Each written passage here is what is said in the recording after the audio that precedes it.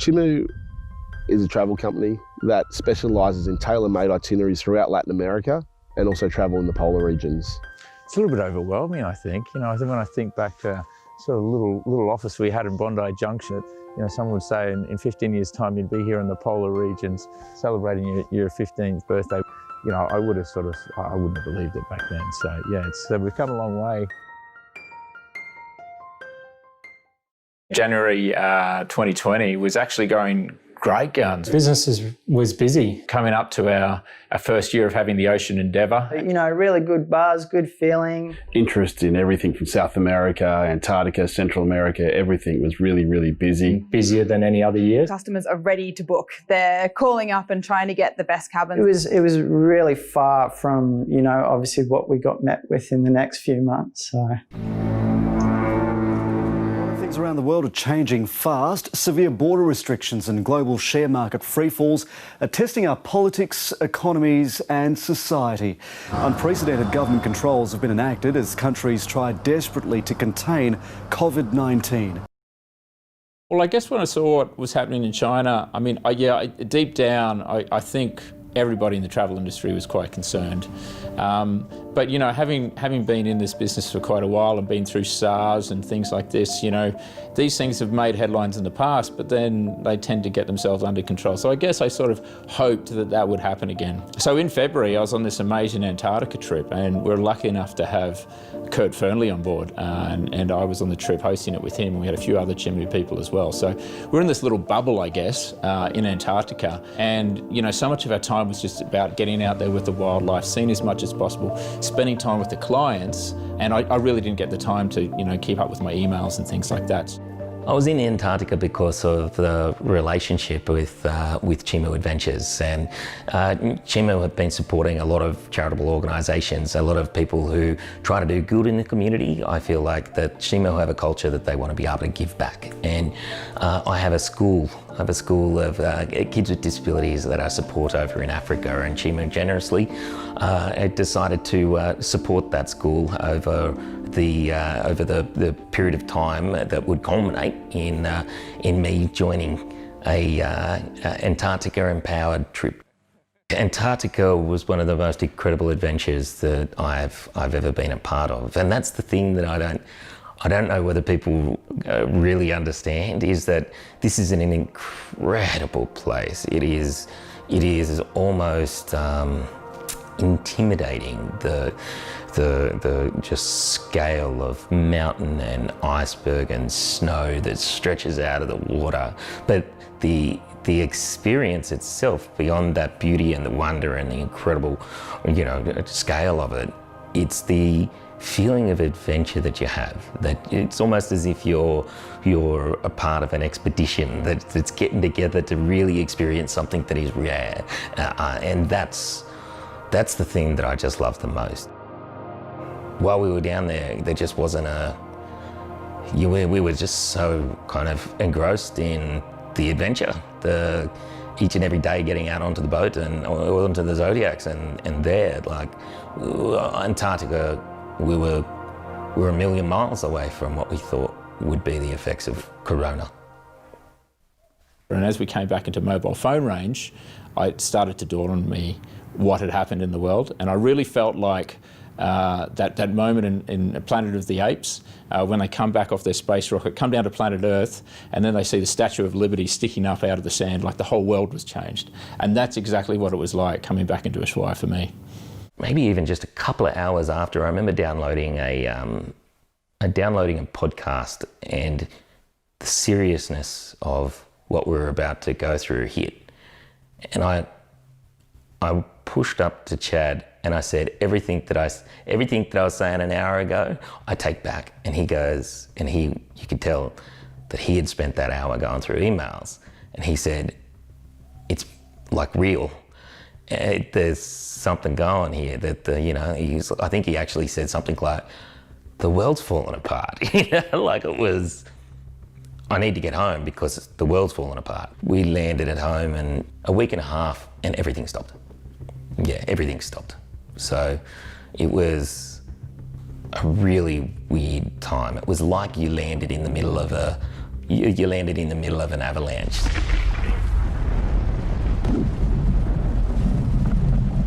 So that's, I guess, that's where my February was. And then when I came back at the end of February, it sort of, the reality hit me.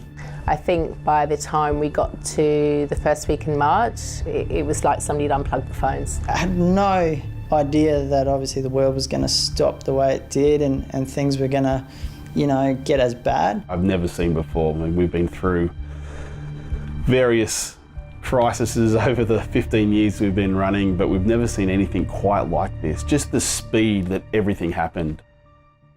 Cancel your Easter holiday plans. Life is going to continue to change as we deal with the global coronavirus. Queensland The borders Northern Territory will lock down its the South Australian Premier has closed the state's borders. Do not travel abroad.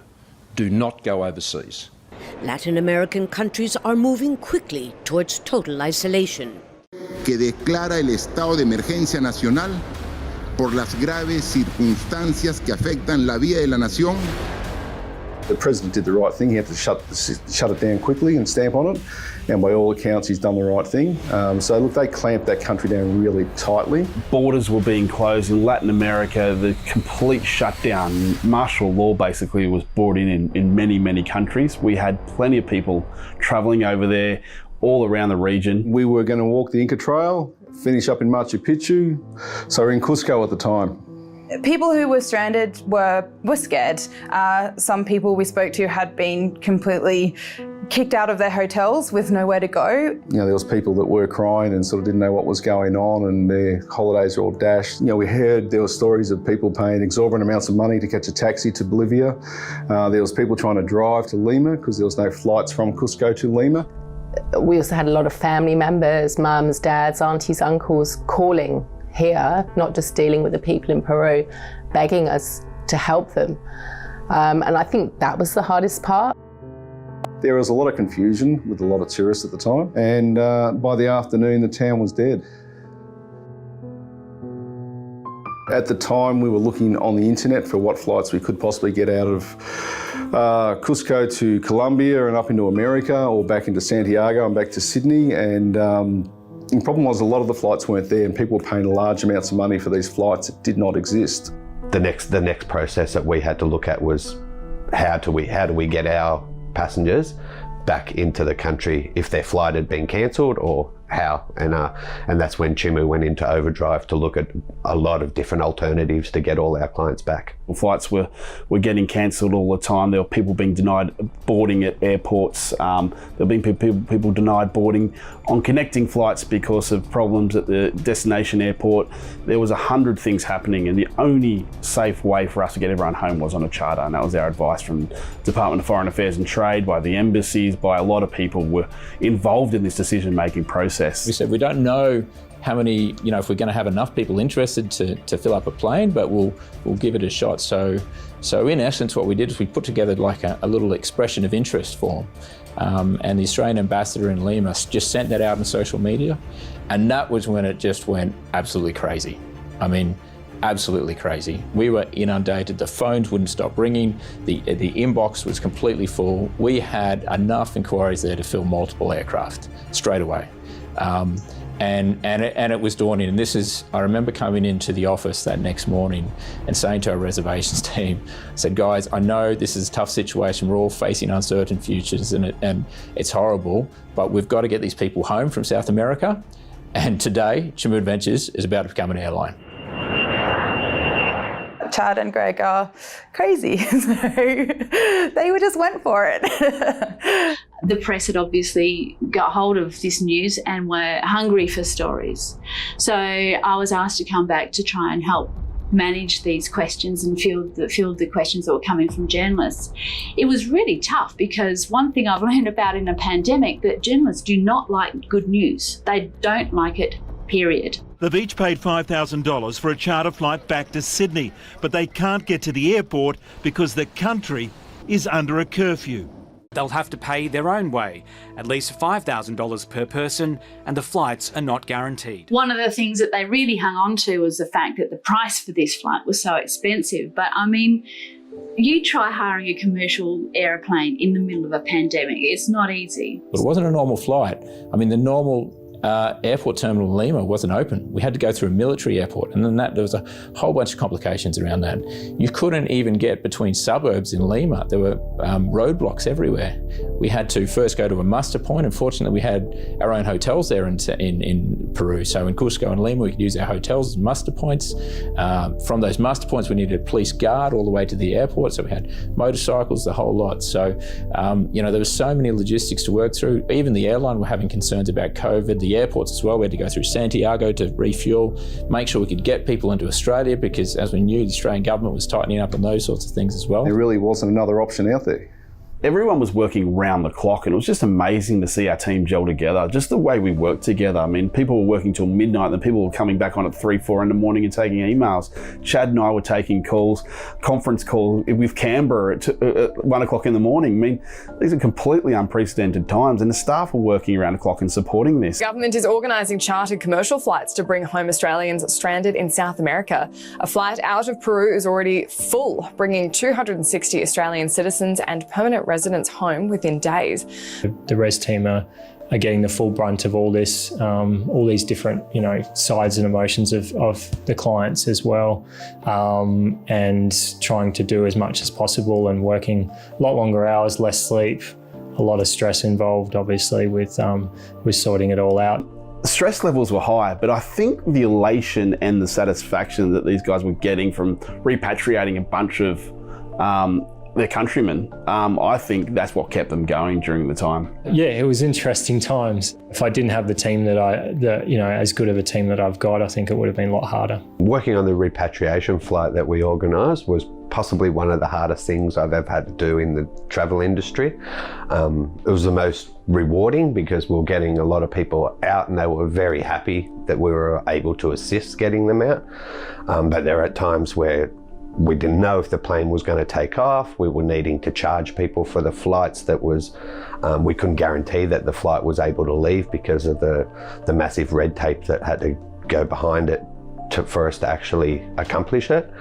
But yeah, the day that it did take off, we were all on a WhatsApp group, and you could literally see 20 or 30 Chimu staff all pretty happy that we'd succeeded in getting all these people home. And we could see in the reaction on the people's faces. I was getting emails of people before they were about to board.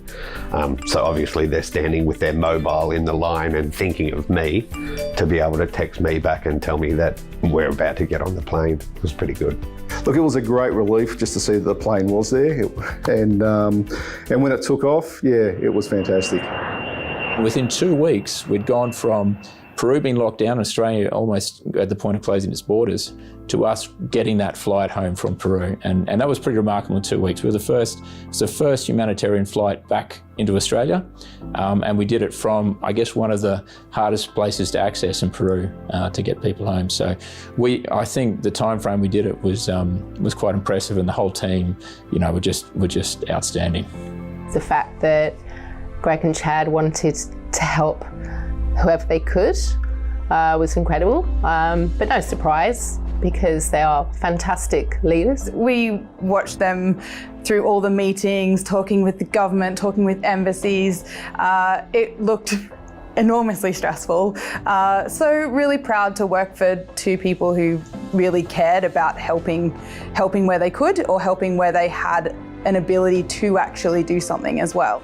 We were getting people home on group tours, we were getting backpackers home, we were reuniting grandparents, we were bringing families home, expats, all sorts of people who found their way to Peru. And it was a huge logistical effort. I mean, I suppose that the reason we were so involved in that was because of our operation on the ground in Peru. We have quite a strong network, we have our hotels on the ground. So to facilitate all those arrangements on the ground and the permits required with the help of the embassy was a lot easier because we have our own ground operations. And we've always said, it's not until things go wrong that you actually appreciate why you need these operations on the ground. And March 2020 absolutely proved why we do it.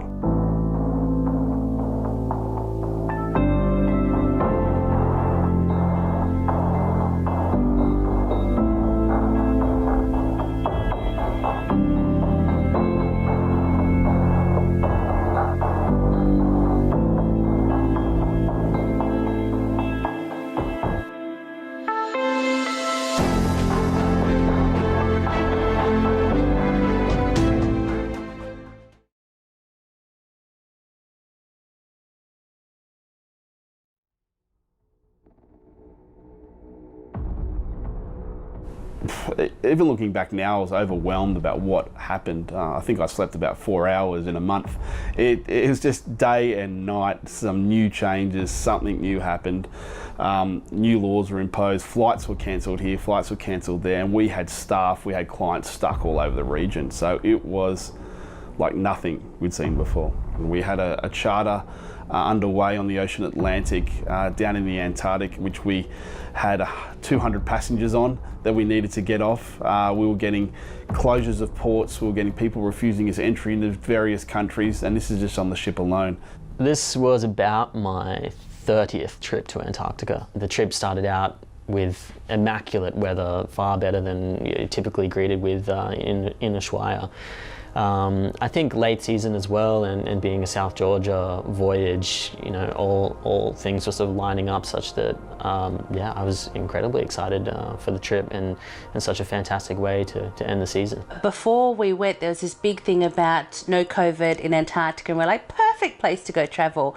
We weren't worried about it because far as we were concerned, it was in countries that we weren't going near. We were going to be isolated on a ship, and it wasn't going to be anywhere near us. It was of no concern. There were no travel warnings.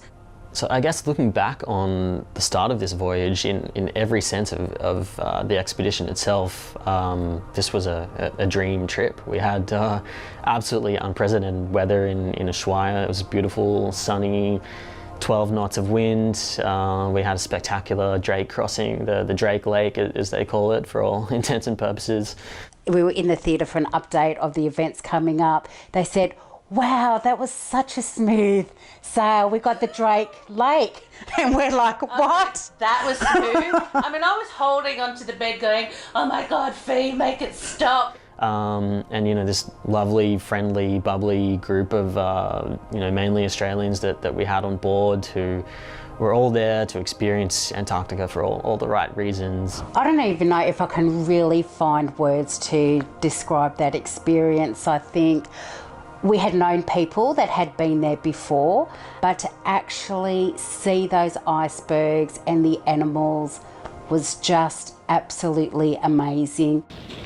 It's Thursday, the 5th of March 2020, and we are just in the most beautiful place on earth with lots of penguins and these beautiful, beautiful big icy mountains. And it's really not that cold. For me personally, I think I really note sort of 2 points at which COVID kind of started to impact our journey. The first one was when catching news from back home really sort of impacted the psyche of everyone on board, as we were sort of drip-fed news through the ship's you know, rather clunky internet system. We could sort of piece together what looked like a very different world that we were returning home to. We couldn't fathom it. The ship gave us access to WhatsApp. And I remember one of the first messages to Mum was I had overheard someone saying that 10,000 people in Italy had died. And that was one of the first messages to my mum.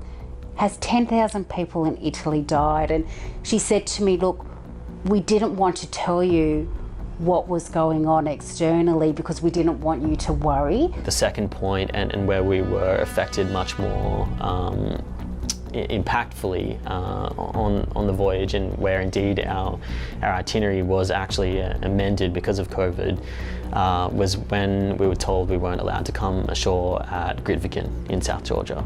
I would say we were still pretty naive to the situation, and I think part of that was the messaging, you know, we can't go to Grytviken, but we can still do other landings to other places at South Georgia that didn't have a population. So We had a ball. We were going out, seeing penguins and whales, and yeah, we were still having this brilliant time. It was really when we left South Georgia that the impact on us really escalated. Most notably, this came with communication from the Falkland Islands government stating that we would not be allowed to enter the Falkland Islands at all. In comparison with South Georgia, where we were just denied entry from Grytviken, they'd taken a blanket ban to the archipelago. For me, it wasn't until we got called into the Viking Lounge, which is where they did all our updates, and then they broke the news about borders are closing, the sky is falling in, you know, this is serious. The goal at this point became very clear that we should make landfall as soon as possible, wherever it could be. And most naturally for us, given the trajectory of the ship anyway, was Puerto Madryn, Argentina. It wasn't long after making this decision that we found we would also no longer be allowed entry to Puerto Madryn. And at this point, the options really boiled down to either Ushuaia or Buenos Aires. So all of a sudden over that whole weekend, we'd gone from reasonably free travel in South America to everything being in lockdown. A ship couldn't get in anywhere, people couldn't get out of Peru, and our business, you know, just looked like nobody was going to book anything going forward either. To hear that borders were closing, the concept, like, at first it was like, you know, there's this zombie apocalypse. Like, it was the most bizarre thing to hear that we may not be able to get home or we may not be able to land somewhere, and that this coronavirus had spread across the world when before, oh, it's just in China, it's not an issue, just don't go to China. And now it's like, you will have trouble getting home because it's gone everywhere and people are confined to their houses and nobody has toilet paper and like, it just, you can't understand how it's come from just in China to the whole world is impacted and when in such in this bubble. And in such a short period of time, because we left Australia on the 28th of Feb, and that announcement around the ports were closing, or the borders were closing in South America, was the 14th of March. The number of new cases is literally growing by the hour. As we go to air, there are 93,000 confirmed cases and more than 3,000 deaths across 78 countries. Some of the most profound memories of my Antarctic career thus far, with basically the expedition leader calling the bridge as we're on a 8 knots course to Ushuaia, and him asking the bridge, let's change course for Buenos Aires, 4 engines, full speed. And, you know, to hear the bridge sort of say back, are you serious? Is this a joke? You know, I think that really sort of illustrated just how unprecedented the situation was. Welcome back. Thousands of Australians now trapped on cruise ships and inside crowded hotels around the world are now running out of time, options and patience. As they remain stranded at the mercy of foreign governments, many say they've been forgotten by their own. We really had to, I guess, project a timeline that illustrated to people that there wasn't much certainty here. We were going to do all we could to navigate the situation, to get everyone home as quickly, as safely as possible. But whether that was through Ushuaia on commercial flights, whether it was through BA on a rescue flight, whether it was sailing back to Australia, all of a sudden, you know, the table broadened in terms of all of these options that we were forced to consider. Really, the information available to us as a group pointed towards steering the ship towards Buenos Aires as perhaps the safest option. Really, the reasoning behind that was that Buenos Aires is a large city. It's a big travel hub. There's 2 large airports there. It seemed most logical to use the vessel that we had to get our guests closest to a point where they could then travel home quite easily. An added benefit to this was that across a relatively small body of water was also the city of Montevideo. So here you are, super excited. You know, you filled out forms, we're going to Buenos Aires, this is so amazing. It's happening, and then the next morning, probably around just before lunchtime, they announced that the Argentinian government had then declined us getting off the boat. And I think that's when the ship, you could feel it, just slunk into depression, I suppose, is the best word to use. Yep. Very quickly after arriving in Buenos Aires, we'd learned that we were denied entry. The country had basically shut its borders entirely, and ports, marine ports, weren't excluded from this. So quite literally, we sat there at anchor off Buenos Aires, and the bow of the ship kind of slowly shifted its gaze towards Montevideo. What was interesting is after we had that real down day, the ship decided to put on a barbecue. Yes. Anyway, so it was just what the whole ship needed. It was. We'd been quarantined as well. In our room, couldn't leave for other than half an hour a day. Half an hour in the morning to get fresh air, then 45 minutes in the afternoon. Anyway, we had this barbecue, and then someone said, let's put some music on. It was the most amazing feeling because we'd been so down, and everybody just had this release and like just danced and laughed. And I mean, the music was like proper bad 80s, 90s music. You better run, you better take cover.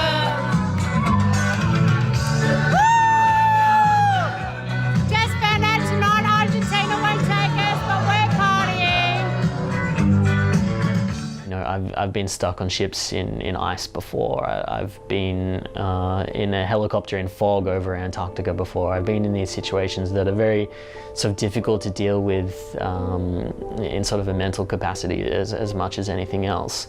So whilst this situation was so unprecedented and so unknown, at least that gave us an ability to deal with it somewhat easily, sort of emotionally, and to get on with the job. But certainly the biggest realization for me was that whilst we were in that position, the vast majority of everyone on board, this was perhaps their first time on an expedition cruise.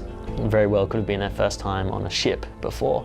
So for all intents and purposes, this was perhaps the most adversity that they dealt with in their lives thus far. We got to a situation where we didn't know whether or not we were going to get off the ship. And there was one day that I really recall where everyone really came together. We had a group of 10 people who were working on a message to the Prime Minister. Then there was another group of people, the rest of the passengers, who were looking at doing the video to then support that message to the Prime Minister. And everyone on that day all came together to work together, because I think the thing for us is it was that oh shit moment. I guess it really, you know, we were looking at the fact that we were stuck on a ship in Uruguay. This was a situation that very few of us had to deal with before, this sort of adversity. So there was sort of this emotional turmoil that came along with that. But I guess what really sort of compounded that impact was when it really became clear that a charter flight was the only option of getting home. And charter flights by nature are not, not a cheap option to undertake for individuals, for companies, for anybody, let alone to negotiate them diplomatically at a time of such stress. There were still commercial flights out of Montevideo to North America and Europe. So we'd managed to get people off on those flights from North America and Europe, which was great because now we just had the Australians and New Zealanders to worry about. And it just became harder and harder. There was another company, an Australian company, that had a ship there as well, and they had about 100 Australians as well. So we thought, well, here's another opportunity. We won't be able to get the Australians from Buenos Aires. We'll be able to combine our two ships together, and we'll get a charter flight, and we'll still keep the price down for our clients. It won't be too bad. Now, we had to wait a couple of days for that ship to arrive in port, and then by the time it did, we couldn't believe it, but they did some testing and they did have COVID cases on board. So they weren't allowed to disembark, they weren't allowed to fly, and we were back to our same situation. You know, it was pretty devastating for them, but also for our clients, because all of a sudden we were back on our own with the idea of a half full flight. So there we were, and we thought, well, look, there's nothing for it. We're just going to have to go to our clients and say, look, I'm really sorry. We've tried everything we can.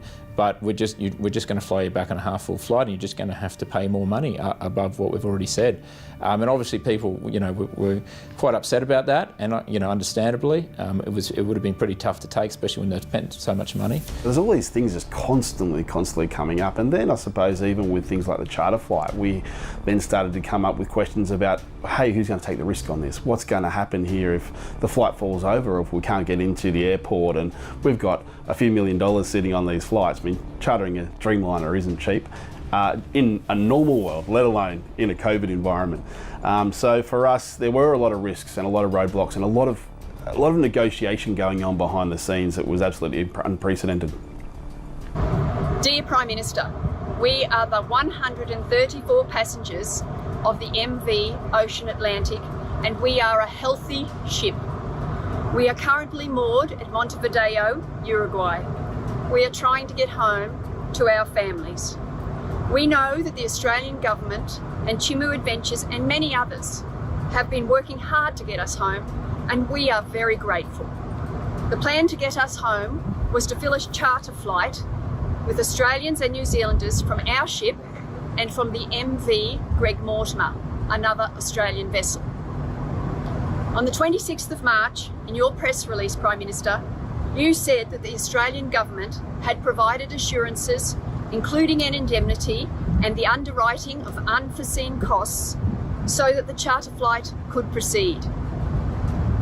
The MV Greg Mortimer has now been denied entry to Montevideo, and the price for us to get home on the charter flight has almost doubled. Nobody foresaw these circumstances. We ask you, the Australian government, as part of your indemnity agreement, to pay only the difference between the new cost of the charter flight and what we have already paid, so that we can get home to our families and to our lives. But Prime Minister, we need you to act quickly, as we do not know how long we will be allowed to be moored at Montevideo, and we don't know what will happen to us after that. Our future is very uncertain. We've done everything we can do, Prime Minister. Please, Scott Morrison, bring us home. Please, Scott Morrison, bring us home! And then fortunately overnight, the Australian government came out and said, no, look, we'll pay that difference. Which was quite amazing, and that I think was just testament to how closely we'd been working with DFAT and the embassies, and that the Australian government came in to help those clients get home for the same price as they originally paid. So CATO members have always worked very closely with DFAT, especially within a time of crisis. However, what Chimu have done with this project is they've rewritten the rule book and provided a fantastic template on how government and industry works together to bring Australians home safely in a time of crisis, working on the very best skills that the government has, as well as the very best skills and resources that the industry have on the ground. And so this was a fantastic example of that, and speaking to DFAT afterwards, they were very, very impressed.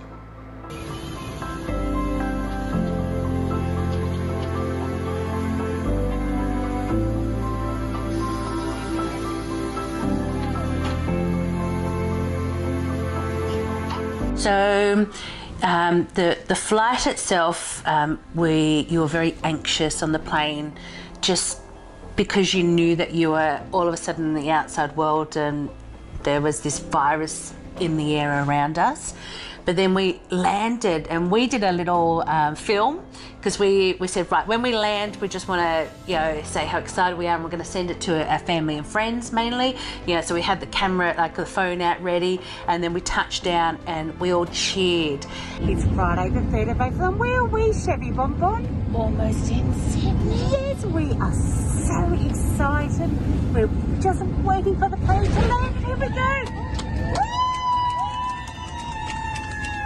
And there was this man from Sydney Airport, I get a bit emotional thinking about it now, but he said, welcome home. And for me, it was just the most amazing thing to hear, because we'd been stuck and we were so, relieved to be home. And when he said it, it was just this feeling, oh my God, I'm home.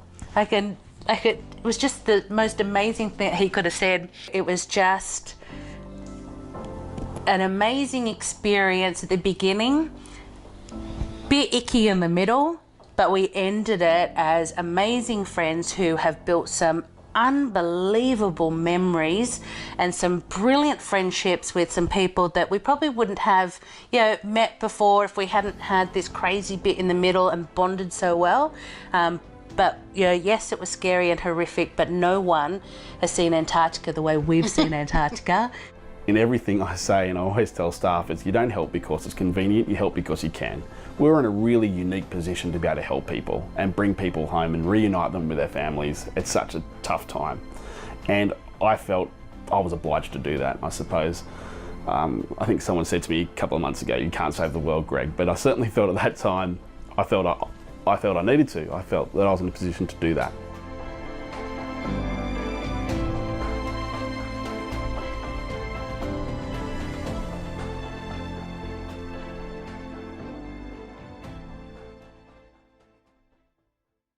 Look, March was a huge emotional toll, took a huge emotional toll on me personally, and I suppose on a lot of our staff. One of the hardest things to do in business is to lay people off, and no one wants to do that. I mean, we're in business to grow things, we're in business to employ people and to create this great, fantastic vibe and company that we have, and to lay people off, especially in that numbers, or to stand them down, should I say, was one of the hardest things I've ever done. It took a massive toll on me emotionally, and even now I'm welling up just thinking about my emotions at the time.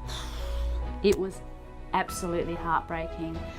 We've got some of the most amazing people that we work with. We're a solid team, we're a family, so to have to turn around and say to everyone, I'm sorry, this dream job that you've got is no longer, it was pretty hard. It was very emotional because everyone in the entire industry, the travel agents that we speak to every day, people who've booked things through us but also independently, everyone's really suffering and didn't know what to do. It was really emotional to just know that things are never going to be the same again. Like you did know straight away that it's going to change this industry entirely. It's heartbreaking to say goodbye to everyone.